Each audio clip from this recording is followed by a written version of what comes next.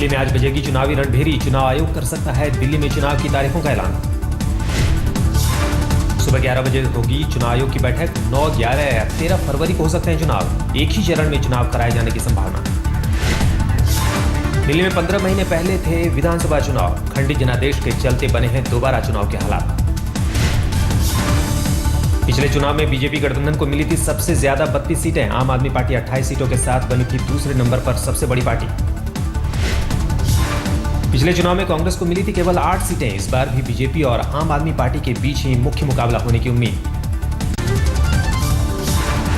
दिल्ली प्रदेश कांग्रेस आज करेगी विधानसभा चुनाव के लिए उम्मीदवारों की दूसरी लिस्ट जारी।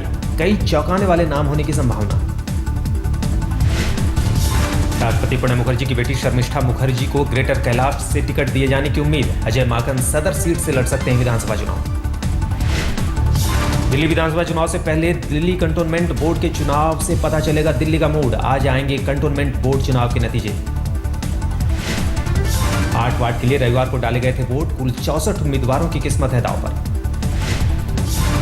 पिछले चुनाव में 8 में से 3 सीटों पर बीजेपी ने मारी थी बाजी। 2 पर जीती थी कांग्रेस। इस बार आम आदमी पार्टी ने बनाया है मुकाबले को त्रिकोणीय।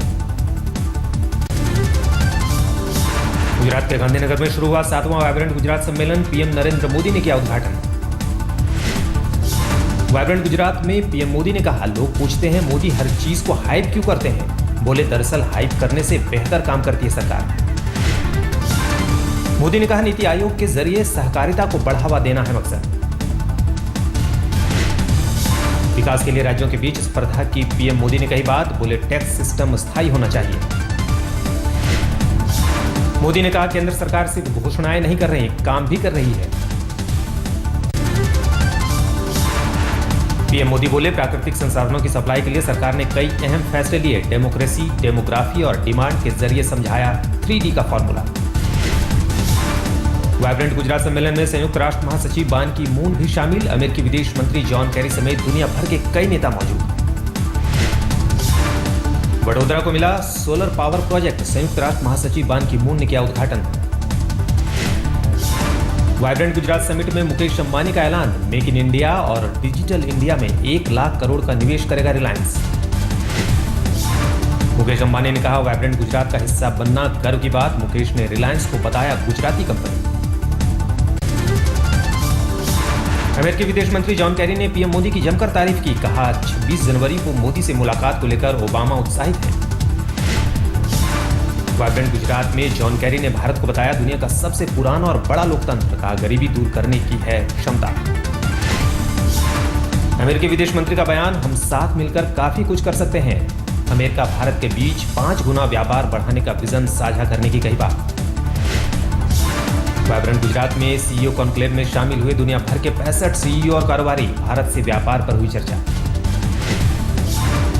13 जनवरी तक चलेगा वाइब्रेंट गुजरात समिट। दुनिया को निवेश के लिए रिझाना मकसद। रेलवे को ज्यादा ताकतवर बनाने को लेकर खड़ा हुआ नया विवाद। रेल मंत्री ने कानून मंत्रालय और मुख्यमंत्रियों से मांगे थे सुझाव। राज्यों को रेल मंत्री के सुझाव पर ऐतराज। कानून व्यवस्था है राज्य का विषय। रेलवे पुलिस को जांच का अधिकार देना होगा। राज्य पुलिस के काम में दखल। कानून मंत्रालय दे चुका है रेल मंत्री के सुझाव को हरी झंडी, लेकिन मुख्यमंत्रियों के साथ साथ कई पूर्व अधिकारियों ने भी उठाए सवाल। 15 जनवरी को गृह मंत्री, कानून मंत्री, रेल मंत्री और वरिष्ठ पुलिस अधिकारियों की बुलाई गई है बैठक। समाधान निकालने की होगी कोशिश। नए सुझाव के मुताबिक रेलवे पुलिस ट्रैक और रेलवे स्टेशन पर होने वाली आपराधिक घटनाओं में मामला दर्ज करने के साथ कर पाएगी घटना की जांच। जल्दी ही बदलेगा काशी का रंग। क्योटो की तर्ज पर विकास के लिए काशी में जापानी प्रतिनिधि मंडल के साथ 13 जनवरी को अहम बैठक। वेंकैया नायडू, उमा भारती और महेश शर्मा जापानी प्रतिनिधि मंडल के साथ बैठक में रहेंगे मौजूद। काशी के विकास का बनेगा खाका। नए साल पर काशी को बड़ा तोहफा देने जा रहे हैं नरेंद्र मोदी। काशी को देश की सांस्कृतिक राजधानी घोषित करने की तैयारी। केंद्रीय वित्त मंत्री अरुण जेटली ने वडोदरा के करनाडी गांव को सांसद आदर्श ग्राम योजना के तहत लिया गोद। रविवार को 20 करोड़ के विकास कार्यों की रखी आधारशिला। गांव करनाडी में एक कार्यक्रम में शरीक हुए जेटली स्वच्छ भारत अभियान के तहत गांव में लगाई झाड़ू। आगामी बिहार विधानसभा चुनाव के लिए बीजेपी ने तय किया जीत का लक्ष्य। पार्टी अध्यक्ष अमित शाह की मौजूदगी में मिशन 185 पर मुहर। बीजेपी नेतृत्व की बिहार बीजेपी कोर ग्रुप के साथ बैठक। शाहनवाज हुसैन ने जताया भरोसा, दिल्ली तो जीतेंगे ही, बिहार में भी डटकर करेंगे मुकाबला। हम लोगों ने आज की बैठक में निर्णय किया है कि मिशन 185 यहां बनाएंगे, 2/3 से ज्यादा बहुमत प्राप्त करेंगे। बीजेपी की रणनीति पर जेडीयू ने साधा निशाना। पार्टी नेता केसी त्यागी ने कहा, बीजेपी की कथनी और करनी में अंतर। हरियाणा में उन्होंने गैर किसान को मुख्यमंत्री बना दिया, किसानों को समझबाग दिखा करके। तो जनता पार्टी की कथनी और करनी में बहुत फर्क है। दलित वोट बैंक बनाने में जुटे बिहार के सीएम जीतन राम मांझी। दलित और आदिवासी अधिकारियों के साथ की बैठक। करीब 3 घंटे की बैठक के बाद बाहर निकले सीएम मांझी। बैठक के एजेंडे को बताया गुप्त। बात थी सीक्रेट बात थी सर। बिहार में मोदी सरकार के खिलाफ महागठबंधन के विधायकों का धरना फ्लॉप। 210 विधायकों और एमएलसी में सिर्फ 65 ही धरना में हुए शरीक। महागठबंधन के धरने में कांग्रेस से 1 विधायक पहुंचा, आरजेडी के 6 विधायक शामिल हुए। जेडीयू में नीतीश को पार्टी से निकालकर बीजेपी से गठबंधन की उठी मांग। बागियों ने अध्यक्ष शरद यादव को लिखी चिट्ठी। जेडीयू के बागियों ने लगाया आरोप, मांझी को पद से हटाने और जनता परिवार में विलय के लिए नीतीश रच रहे हैं साजिश। शरद यादव जी से डिमांड किया है कि नीतीश कुमार को पार्टी को अभी भी जनता दल यू बच सकता है और नीतीश कुमार को पार्टी से निकाल के बीजेपी के साथ गठबंधन करके इस पार्टी को फिर जिंदा किया जाए। सीएम मांझी को हटाने की खबरों पर नीतीश कुमार का बयान, विलय की बात करने दिल्ली गया तो उड़ा दी गई अफवाह। नीतीश ने संपर्क यात्रा के तमाम कार्यक्रम किए रद्द। अब विलय के बाद होगा लालू और नीतीश का साझा कार्यक्रम। आसाराम केस में नया मोड़। आसाराम और नारायण साईं के पूर्व सहयोगी और करीबी रहे अखिल की यूपी के मुजफ्फरनगर में हत्या। बाइक सवार बदमाशों ने गोली मारकर उतारा आसाराम के सेवादार को मौत के घाट। पुलिस कर रही है जांच। अखिल गुप्ता नाम के व्यक्ति हैं जो अपने घर की ओर जा रहे थे स्कूटर से। शाम को करीब 7:30 पौने 8 बजे के आसपास ये मालूम हुआ है कि 2 लोग आए, बाइक से गोली मार दिया। अखिल काफी समय से मुजफ्फरनगर में रह रहा था अखिल। 19 अक्टूबर 2013 को गुजरात पुलिस ने की थी अखिल से पूछताछ। अखिल ने दी थी आसाराम मामले में आसाराम और नारायण साईं के खिलाफ गवाही। नारायण साईं के खिलाफ बलात्कार के मामले में अहम गवाह था अखिल। दिल्ली के जीबी रोड पर युवक की बेरहमी से हत्या। पुलिस चौकी से महज 50 मीटर की दूरी पर युवक को उतारा मौत के घाट। लूट के इरादे से बदमाशों ने दिया वारदात को अंजाम। पेचकस से शरीर पर 3 वार कर युवक को उतारा मौत के घाट। पुलिस के सीसीटीवी कैमरे के बिल्कुल सामने हुई वारदात। युवक से लैपटॉप, मोबाइल, कैश और घड़ी ले उड़े बदमाश। सीसीटीवी फुटेज पर पुलिस की नजर।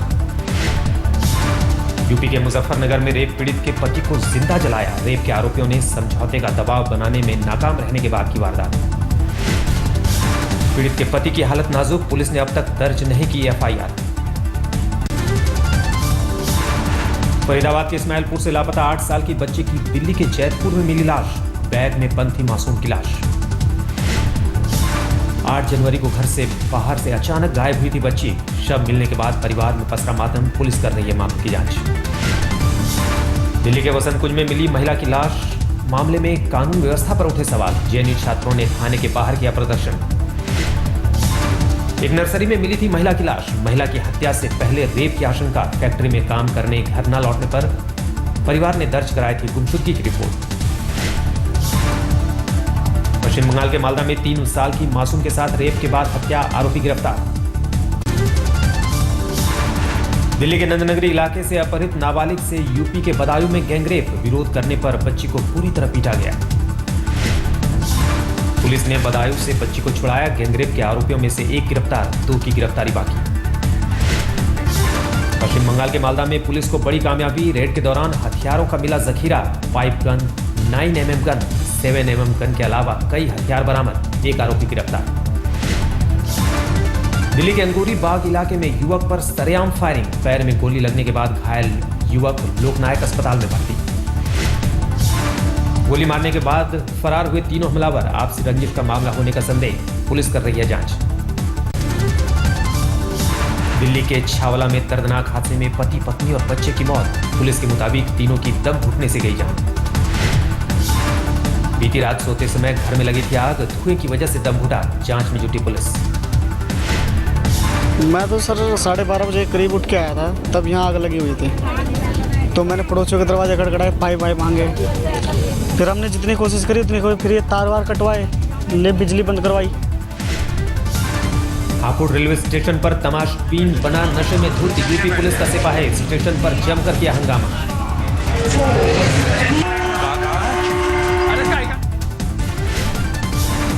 नशे की हालत में देखकर किसी ने सिपाही का बैग भी किया गायब। लड़खड़ाते सिपाही को अपने साथ ले गए जीआरपी वाले।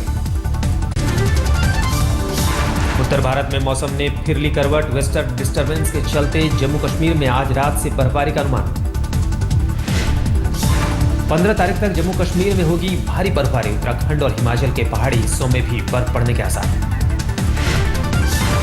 अगले आने वाले सप्ताह में मौसम में बदलाव देखने को मिलेगा। उसकी वजह यह है कि पश्चिमी विक्षोभ अभी अफगानिस्तान के ऊपर है लगभग, और वो कल रात से जो पहाड़ी हमारे राज्य हैं, खासकर जम्मू कश्मीर, वहाँ से उसका इफेक्ट होना शुरू हो जाएगा।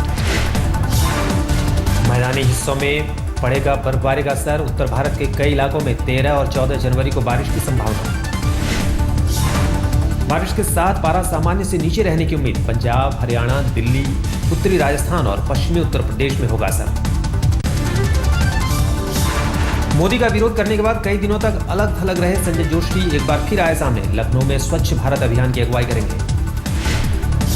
लखनऊ की सड़कों पर दिखाई दिए संजय जोशी और मोदी की तस्वीरों वाले पोस्टर। संघ के मुख्य प्रचारक और थिंक टैंक का हिस्सा रहे हैं संजय जोशी। नीति आयोग के पहले उपाध्यक्ष के तौर पर आज पदभार संभालेंगे अरविंद पनगड़िया। मध्य प्रदेश के स्कूलों में आज लाखों छात्र करेंगे सूर्य नमस्कार। विवेकानंद जयंती और अंतर्राष्ट्रीय योग दिवस के मौके पर राज्य सरकार कर रही है आयोजन। कई अल्पसंख्यक संगठन कर रहे हैं स्कूलों में सूर्य नमस्कार कराने का विरोध। धर्मगुरुओं के मुताबिक इस्लाम करता है सूर्य नमस्कार का विरोध। गुजरात के सूरत में विकलांगों के लिए पतंग उत्सव का आयोजन। पतंग के शौकीनों ने जमकर लड़ाए पतंग। दक्षिणी कोरिया से आए 500 श्रद्धालुओं ने महाबोधि के बौद्ध वृक्ष के नीचे की प्रार्थना, विश्व शांति के लिए की कामना। सभी 500 श्रद्धालु दक्षिण कोरिया की ज्वाइन टुगेदर नाम की संस्था के सदस्य। अगले 15 दिनों तक भारत में ही रहेगा दल। शिवसेना अध्यक्ष उद्धव ठाकरे की फोटो प्रदर्शनी में पहुंचे सचिन तेंदुलकर भी जमकर की उद्धव की तस्वीरों की तारीफ। मुंबई के जहांगीर आर्ट गैलरी में लगी है उद्धव ठाकरे की फोटो प्रदर्शनी। उमड़ रहे फोटोग्राफी के कद्रदान। दक्षिण अफ्रीका वेस्टइंडीज के बीच दूसरे T20 में वेस्टइंडीज ने दर्ज की रिकॉर्ड तोड़ जीत। 236 रन बनाकर जीता मैच। गेल के धुआंधार 90 और मॉर्लन सैमुअल्स के 60 रनों की बदौलत वेस्टइंडीज ने जीता मुकाबला। 4 गेंद बाकी रहते ही 4 विकेट से जीता मैच।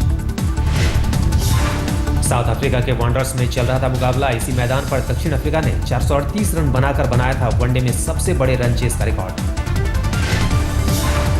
2015 वर्ल्ड कप के लिए ऑस्ट्रेलियाई टीम का ऐलान। माइकल क्लार्क ही होंगे कप्तान, लेकिन 21 फरवरी को साबित करनी होगी फिटनेस। सचिन को भारत रत्न पर मिल्खा सिंह ने उठाया सवाल। कहा खिलाड़ियों के लिए तो खुल गए दरवाजे, मगर ध्यानचंद ही थे भारत रत्न के पहले हकदार। पेरिस में आतंकी हमले में मारे गए लोगों को श्रद्धांजलि देने के लिए उमड़ी रैली। लाखों की संख्या में मुड़े लोग। हाथों में झंडा और तख्तियां लेकर सड़कों पर निकले लोग। दहशतगर्दी के खिलाफ जताया विरोध। मार्च में ब्रिटिश प्रधानमंत्री डेविड कैमरून ने भी की शिरकत। 40 से ज्यादा देशों के नेता भी हुए शरीक। डेविड कैमरून ने कहा, यह सद्भावना का प्रदर्शन था, हम सभी पीड़ितों के साथ हैं। यूनिटी रैली की सुरक्षा में लगाए गए 2200 जवान। वर्दी और सादे लिबास में भी जवानों की तैनाती।